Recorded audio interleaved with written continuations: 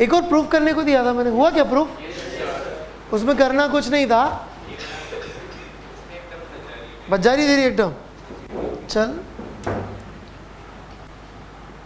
Are I cross M I V I, यही होगा angular momentum system का summation. इसको ऐसे लिख दो, plus R C cross M I V I C plus V C. समझ में आ रही क्या बात? 4 टर्म्स बनेंगी, 4 में से 2 जीरो होंगी, 1 नॉन जीरो होगा।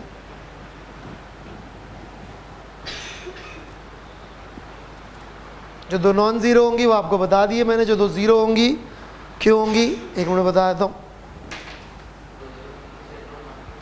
और sigma M I R I C cross V C आएगी एक टर्म, वी सी बाहर निकाल लीजिए, summation M I R I C का सम क्या आ जाएगा? 0, क्योंकि that is position at the centre of mass with respect to centre of mass. ऐसी एक और टर्म आएगी R C cross summation of M I V I C, R C बाहर निकाल लिया समीशन से, summation M I V I C क्या होगा? Velocity of centre of mass with respect to कितनी आएगी? हो गया काम खत्म। Got it? सकता इसको यूज़ करके मैं अभी थोड़ी देर में दिखा दूंगा आपको, ठीक है? या यूज़ करके अभी दिखा देता हूँ।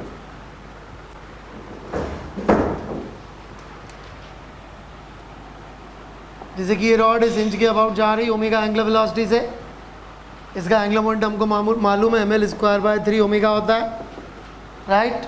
लेकिन हमारी वाली इक्वेशन यूज़ करें जो क्या कहती है? Angular momentum system with respect to centre of mass plus RCM cross MVCM, यही है।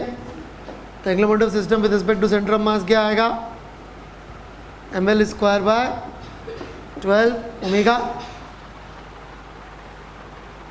नहीं आ रहा शायद समझ में? अरे आ रहा है कि नहीं? राइट, ये लिखते हुए हमें नहीं सोचना कि अपन ने कहाँ से लिख रहे हैं, लिखते हो क्या अबाउट रहे हैं, पर ये लिखते हुए क्या सोचना है? सेंटर ऑफ मास का लिख रहे हैं। अब जब ये लिख रहे हैं तो हमें सोचना कि भी सेंटर ऑफ मास चल रहा है, कितनी वेलोसिटी से चल रहा है? कितनी वेलोसिटी चल रहा है centre of mass? Omega L/2 कर दीजिए, आ गया। Got it? नहीं आ गया इससे आंसर? हाँ, बड़े आगे। चलिए, तो लास्ट क्लास में हमने आपको affective point of application of force बताया था, नहीं बताया था? फिर एक टर्म आई थी कपल। कपल बड़ा इंटरेस्टिंग होता है। कपल का बेसिक यूज़ ये है कि मान लीजिए एक ऑब्जेक्ट पे अपन ने फोर्स लगाया F इधर से, F इधर से, या R2 डिस्टेंस पे या R1 डिस्टेंस पे, भले ही नेट फोर्स कितना आएगा इस ऑब्जेक्ट पे? 0, लेकिन टॉर्क तो आ रहा होगा कुछ ना कुछ। इनफैक्ट प्रैक्टिकली ये वाला लॉजिक, ये वाला सिचुएशन बहुत ज़्यादा आता है अपनी लाइफ में। ये पंखा घूम रहा है,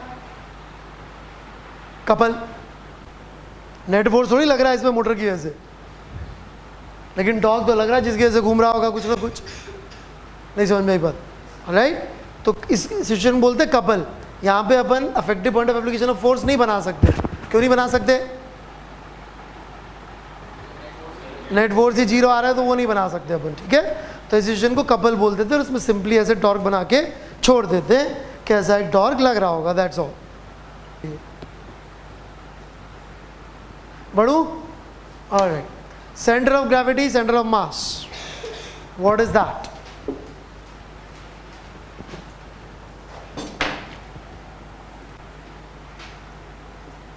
जैसे कि ये O लिया, ये पोजीशन वेक्टर आ रहा है, राइट?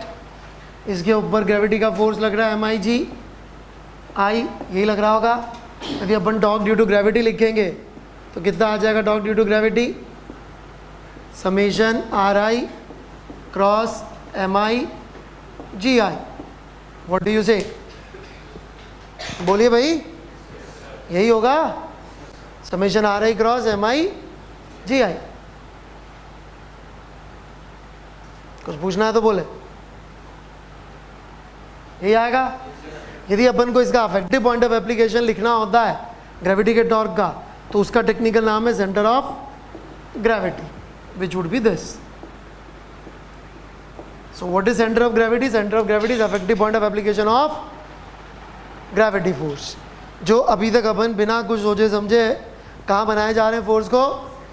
सेंटर ऑफ मास पे। कोई प्रूफ दिया आज तक अपन ने इस बात का? Have we proved this? We have not proved it, but हम क्या करते हैं, सेंटर ऑफ मास पे बना देते हैं। यहाँ तो ऐसा नहीं लग रहा सेंटर ऑफ मास पे आ रहा है, ये आ सकता है। When would centre of gravity be, would be centre of mass. क्या करना पड़ेगा इस साइड में, जी यदि हम यूनिफॉर्म मान लें, which is an assumption, valid, body छोटी है तब, या फिर इकलौता फोर्स ना हो तब। यदि ये इकलौता फोर्स है ग्रेविटी का, तब जी का small variation is in fact good enough, we can not ignore it. Ignore करने के लिए कोई दूसरी चीज भी तो होनी चाहिए ना यार। इग्नोर हमेशा किसी और के रिस्पेक्ट में होता है। 0.00000000001 छोटा कि बड़ा, किसके रेफरेंस, राइट। तो यदि अपन ग्रेविटी का वैल्यू लिखेंगे, ग्रेविटी का वैल्यू आता है Gm/r² माइनस r कैप। मर जाए तो कहीं सेम नहीं आएगा, जहाँ पे मैग्नीट्यूड सेम करने जाएगा और डायरेक्शन डिफरेंट हो जाएगी, या डायरेक्शन सेम करने जाएगा मैग्नीट्यूड डिफरेंट हो जाएगा, क्योंकि R cap is basically position vector हो गया। तो position vector of every point is different, तो subject gravity is actually different. But for small body we can assume, यदि कोई और फोर्सेज भी हैं तो जो वेरिएशन है इस फोर्स का बहुत छोटा है। ऐसा मान के यदि मैं जी को बाहर निकाल लूँ समेशन से, तो this become summation MI/RI cross G. इसको m से डिवाइड और मल्टीप्लाई कर लीजिए, कितना आ जाएगा, RCM क्रॉस mg वेक्टर। इसका मतलब कि इफ g इज कांस्टेंट, मतलब यूनिफॉर्म, तो CG and CM are same. But यदि इकलौता फोर्स है तो जी वेक्टर सेम होता नहीं है, फिर इसका भी इफेक्ट हमें लेना पड़ेगा। बढ़ो आगे।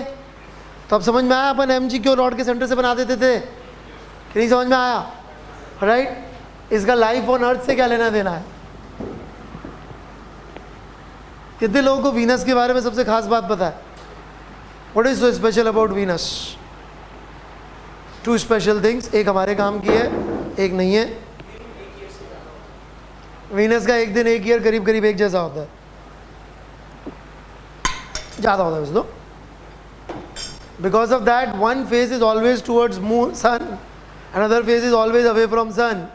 एक तरफ यदि आप लेड लेके जाएं तो पिघल जाए, दूसरी तरफ नाइट्रोजन लेके जाए तो जम जाए, एक ही प्लैनेट पे।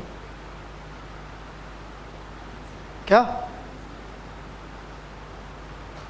राइट अर्थ के साथ ऐसा नहीं, no. What is so special, सबसे पहले समझिए कि मून का भी एक ही फेस अर्थ की तरफ रहता है, शायद आपको पता हो, dark side of moon, right. Moon ऐसे घूमता है कि उसका एक ही फेस हमें हमेशा दिखता है, राइट। दूसरा है ना, तो वो मून का भी कोई मून नहीं है, और वीनस की भी स्पेशलिटी है कि उसका कोई मून नहीं है। और दोनों में क्या समानता है, एक ही फेस रहता है। तीसरा example, all the artificial satellites. मान लीजिए हमने सैटेलाइट भेजा, सैटेलाइट का काम है अर्थ के साथ कम्युनिकेट करना। अब मैंने ये बनाया सैटेलाइट, राइट, ये अभी अर्थ की तरफ डायरेक्टेड है, अभी अर्थ की तरफ डायरेक्टेड, तो मोस्ट ऑफ द टाइम तो किसी काम का ही नहीं है। तो इसका मतलब किसी को बैठ के अर्थ पे इसको रोटेट करना पड़ता होगा, नहीं। जो पहला सैटेलाइट भेजा था वो भी आज तक जी लॉक में है और वो खुद ही घूमता रहता है ऐसे। इस सैटेलाइट का भी कोई सैटेलाइट नहीं होता, ये भी घूमता है ऐसे। मेरी बात समझ में आ रही थोड़ी बहुत, alright. So why this happens, it's very easy to understand now. मान लीजिए एक सैटेलाइट है, राइट। हालांकि मुझे एक चीज़ और प्रूव करनी पड़ेगी, अभी कर दूंगा मैं। ये सेंटर ऑफ मास है, ऑलराइट।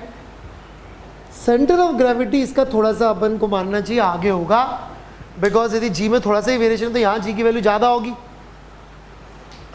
अरे Gm/r², तो सेंटर ऑफ ग्रेविटी थोड़ा सा आगे होगा।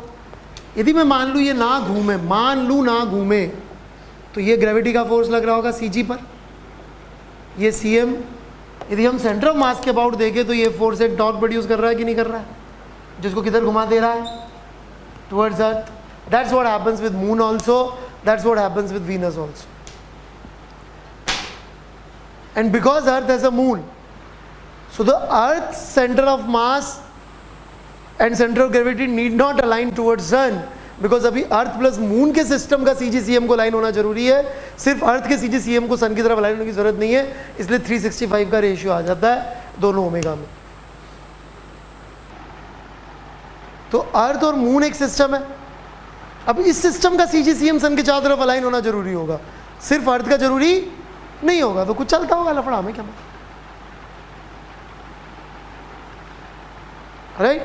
यदि सिर्फ अर्थ होती तो there is a high probability कि एक ही फेस सन की तरफ रहता, तो वही वीनस जैसा हाल होता, कोई ज़्यादा डिस्टेंस में अंतर भी नहीं है अर्थ और वीनस के में, करीब करीब सेम हालत होती है हमारी, एक तरफ लोहा पिघल जाए, एक तरफ नाइट्रोजन जम जाए, राइट। इसका कोई यूज़ नहीं, बस ऐसे बता रहा आपको, मेरा इंटरेस्ट है इसलिए साइंस में, कि CGCM का अंतर is not a theoretical idea, it is not just an academic idea, इसका प्रैक्टिकल यूज़ है, और one of the use is so called. और इंटरेस्टिंग चीज़ बताओ, मून पहले बहुत पास था अर्थ के, डायनासोर वायनासोर के ज़माने में या उसके ही पहले moon was very close to earth, इससे रिलेटेड नहीं है। फिर क्या हुआ, अर्थ पे ओशियन बने, ओशियन बने तो ओशियन बेड और ओशियन के बीच का फ्रिक्शन अर्थ की एंगुलर वेलोसिटी को कम कर रहा है, पर अर्थ प्लस मून के सिस्टम का एंगुलर मोमेंटम सन के सेंटर के अबाउट कंजर्व रहना पड़ेगा, क्योंकि टॉर्क जीरो आएगा, तो अर्थ की एंगुलर वेलोसिटी कम हो रही है तो मून दूर जा रहा है, ताकि अर्थ के और मून के एंगुलर सिस्टम का एंगुलर मोमेंटम कंजर्व रह सके। शायद किसी ने सुना हो जिसका साइंस में इंटरेस्ट हो कि मून 1 सेंटीमीटर 1 सेंचुरी में दूर चला जाता है। और कुछ बढ़ूँ आगे, prove that effective point of application of pseudo force is center of mass.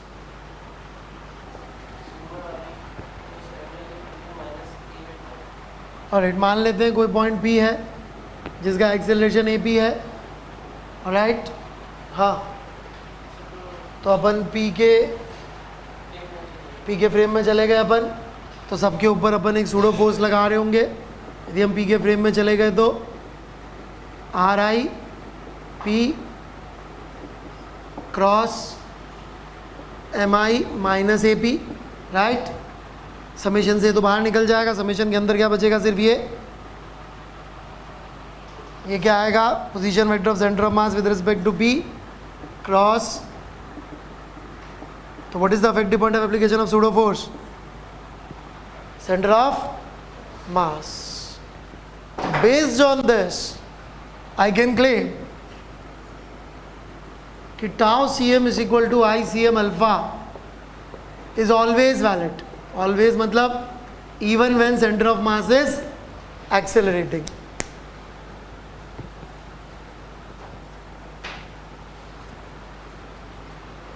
Even when centre of mass is accelerating we can use this equation. क्यों? क्योंकि सूडो फोर्स का टॉर्क सेंटर ऑफ मास के बाद कितना आएगा, 0।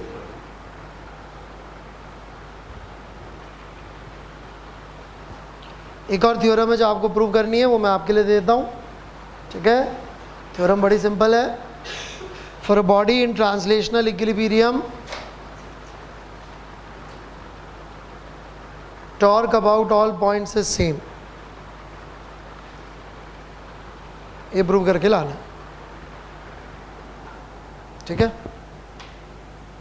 For a body in translational equilibrium torque about all points is same. चलिए, तो ये थ्योरी है थोड़ी सी आप लोगों के लिए।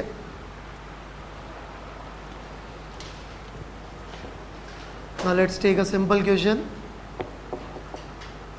एक pulley R radius M mass की which can be treated like a disc. कोई यूज़ नहीं है इस थ्योरी का इस सवाल में, ये तो मेरे को पिछली क्लास में कराना था, बट मैं थोड़ा मिक्स करता रहता हूँ, प्रॉब्लम भी थ्योरी भी एक साथ थ्योरी पढ़ाता चला जाऊँगा तो सवालों में आगे नहीं बढ़ पाएंगे, सिर्फ सवाल कराता रहूँगा तो थ्योरी पीछे छूट जाएगी, इस वजह से, ठीक है। There is no slipping anywhere, find acceleration of the block. हो गया? Here we go everybody. सबसे पहली चीज़, यहाँ पे टेंशन T2 लिख रहा हूँ, यहाँ T2 लिख रहा हूँ, यहाँ T1 लिख रहा हूँ. टेंशन अलग अलग का लॉजिक कौन समझा सकता है? Why I am saying tension is not same? Slipping नहीं हो रही तो पुली और रस्सी के बीच में फ्रिक्शन होगा, और रस्सी पे जब भी फ्रिक्शन का फोर्स लगता है, मैंने क्या बोला था? हाँ, टेंशन सेम नहीं रहती है, राइट? Simple logic.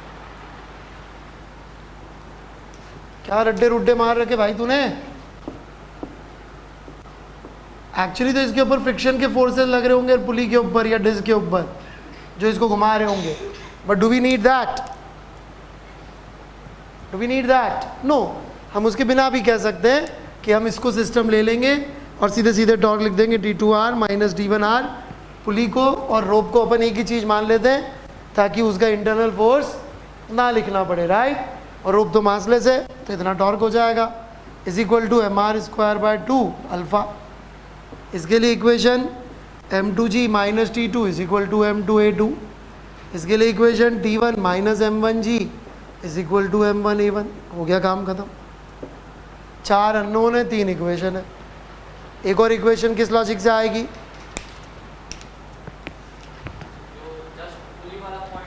जस्ट पुली वाला पॉइंट जो होगा उसका एक्सेलरेशन अल्फा आर होगा ऊपर की तरफ, और स्ट्रिंग का ये जो पॉइंट इसको टच कर रहा है उसका एक्सेलरेशन यहाँ से यहाँ तक A1, तो इसका भी A1, राइट? तो स्लिपिंग नहीं हो रही, इसका मतलब ये दोनों अलग अलग बॉडी पे जो पॉइंट है जहाँ टच कर रहे हैं वहाँ पे acceleration should be same, right? रट मत लीजिएगा अल्फा आर इजिकल टू ए, वो अलग है, वो एक अलग अल्फा आर है, दोनों अलग अलग ऑब्जेक्ट्स के हैं. 4 इक्वेशन 4 अननोन सॉल्व. कोई और फास्टर सॉल्यूशन? कोई और फास्टर सॉल्यूशन? हाँ भाई आशुतोष, क्या सिस्टम लूँ? सिस्टम क्या लूँ, किसके अबाउट नहीं? Alright, so if we take this whole thing as a system, we can write torque is equal to dl system by dt about point O. उसमें टेंशन का फोर्स इंटरनल फोर्स है तो वो आएगा नहीं, नेग्लेक्ट करेंगे, थोड़ा अलग वर्ड है. नेग्लेक्ट का मतलब है कि छोटा है किसी चीज़ के मुकाबले. हाँ, उस इंटरनल फोर्स नहीं आते इक्वेशन में, नेग्लेक्ट की थोड़ी कर रहे. ठीक है, तो टॉर्क आ जाएगा m2gr minus m1gr is equal to d by dt of angular momentum of the system, which is m2 vr plus m1 vr plus I omega. सीधे एक लाइन में answer. Now my question to you is this, इस पूरे को system लेके क्या मैं torque is equal to I alpha लिख सकता हूँ? यही सिस्टम और पूरे सिस्टम के लिए torque is equal to I alpha. Alright, now let's say we have a block here. हमने इस पे फोर्स F लगाया ऐसे, तो एक फ्रिक्शन F बनाते हैं अपन, इस पे एक mg बनाते हैं ऐसे, राइट? और आज तक बिना सोचे समझे नॉर्मल ऐसे बनाते आए, राइट?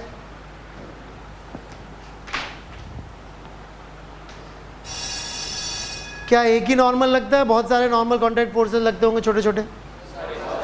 हाँ, बहुत सारे छोटे छोटे नॉर्मल कॉन्टैक्ट फोर्सेस dn लगते होंगे. अपन ने कब प्रूव किया कि ये सेंटर ऑफ मास से पास होगा? कभी किया क्या प्रूफ? हाँ, नहीं ना? किया कभी? अरे राहुल कुमार इधर आओ.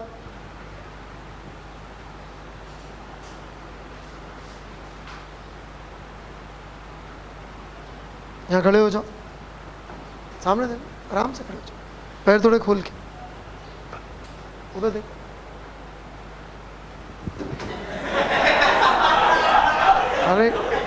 फिर से खड़े हो, शाबाश। यदि आपने ध्यान दिया हो, मैं मार नहीं रहा भाई, मैं तो एक्सपेरिमेंट कर रहा यार फिजिक्स का। आप लोगों को लग रहा है मार रहा हूं, मैं ऐसा क्यों करूंगा यार, जस्ट एन एक्सपेरिमेंट। और so if you look at this experiment, हर बार इनका ये वाला पैर उठता है। आज आजा आजा आजा आजा, ऐसा करो। और नहीं, इधर आओ। क्यों राहुल कुमार, कौन सा पैर उठ रहा था तुम्हारा? ये वाला। और ओके, खड़े हो जाओ। राहुल कुमार तुम इधर खड़े हो जाओ, इसको धक्का मारो जोर से, मेरी तरफ धक्का मारो उधर से। अरे कौन सा पैर उठा? ये रुको ना यार, इधर आओ। ये उठा, राइट राइट, खड़े रहो आराम से। अब इधर वाला उठा है, इधर से मारा तो किधर वाला उठा? और उधर वाला मारा तो उधर वाला। जाओ। और किसी को समझना हो? यदि इसका ये वाला पैर उठ रहा है मेरे इधर से धक्का मारने से, तो ऐसा क्यों हो रहा था? वेरी सिंपल, ये जो फोर्स है ऐसा टॉर्क प्रोड्यूस करेगा कि नहीं करेगा? तो यदि इस तरह का टॉर्क प्रोड्यूस होगा तो इस तरफ के पैर पे या इस तरफ की सरफेस अंदर जाने की कोशिश करेगी तो ज़्यादा पुश करेगी, ज़्यादा पुश करेगी तो ये नॉर्मल फोर्स बड़ा हो जाएगा कि नहीं हो जाएगा, और ये नॉर्मल फोर्स छोटा हो जाएगा। तो ऑब्वियसली नॉर्मल का affective point of application shift हो जाएगा। किधर शिफ्ट हो जाएगा? Towards right. Is this okay?